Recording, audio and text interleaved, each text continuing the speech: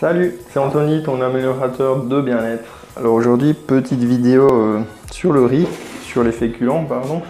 Donc comment calculer tes féculents. Alors c'est très simple.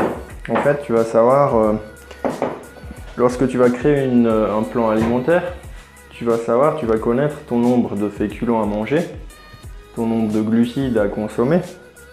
Et également, tu connais le nombre forcément dans le riz, dans les pâtes, etc. Donc là, j'ai pris l'exemple du riz.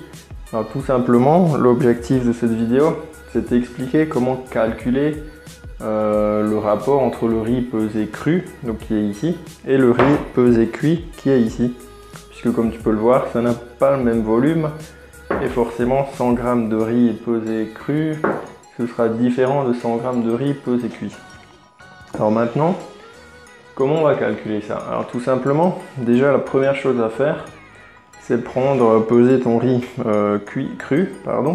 Donc moi généralement je pèse le riz de toute la journée, tout ce qui est prévu. Donc moi ici j'ai 400 g de riz, donc c'est ma consommation journalière. Et ensuite je vais cuire le tout.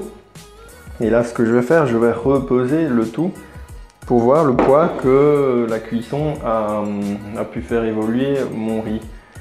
Donc par rapport à la cuisson, généralement on va multiplier par 2 le poids du riz, par 2, entre 2 et 3. Mais bon, généralement c'est plutôt entre 2 et 2,5.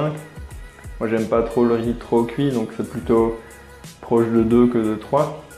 Et là justement, j'ai pu voir que le riz a un peu plus de doublé. Donc comment j'ai calculé ça? Ce riz pesé cuit va peser 910 g. Donc il est passé de 400 à 910 g. Donc ensuite, qu'est-ce que j'ai fait? J'ai divisé les 900 g, donc le riz pesé cuit, par 400 g, qui est le riz pesé cru. Et ça va me donner un chiffre qui est de 2,27.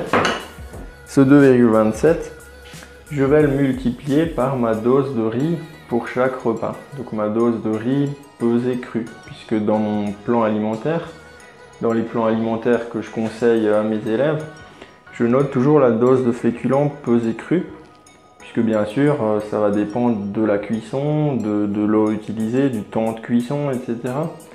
Donc c'est vraiment, c'est pas réalisable, c'est pas possible de conseiller un poids, un grammage en fonction du riz pesé cuit, mais plutôt le riz pesé cru.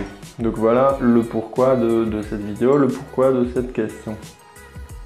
Et maintenant, admettons, dans votre alimentation, vous avez 50 g de féculents, par exemple, pesés crus, de prévu ce repas, le prochain repas. Qu'est-ce que vous allez faire? Vous allez tout simplement prendre vos 50 g, vous allez multiplier par 2,27, c'est le chiffre qu'on a trouvé juste avant, et vous trouverez 113, je me l'ai marqué ici, 113 g de riz pesé cuit. Voilà. Et également, si vous avez peut-être 100 g de riz pour votre repas, c'est la même chose. Vous multipliez les 100 g par 2,27 et vous trouverez 227. Et ce sera les 227 g de riz pesé cuit pour votre repas, pour votre prochain repas.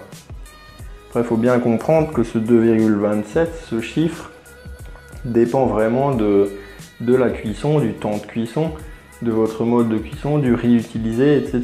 Donc tout ça, vous devrez le calculer à chaque fois. Mais comme dit, c'est vraiment super rapide. Et puis avec l'outil magique qui est là, la petite balance de cuisine, ça va se passer sans souci. Voilà, alors pour ceux que ça intéresse, j'ai également créé un e-book que j'offre actuellement. Donc un e-book et une petite série de vidéos.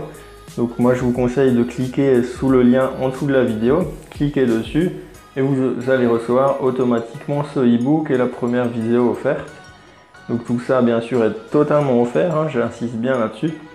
Et passez à l'action, cliquez dessus. Et moi je vous dis à de suite de l'autre côté de la vidéo privée.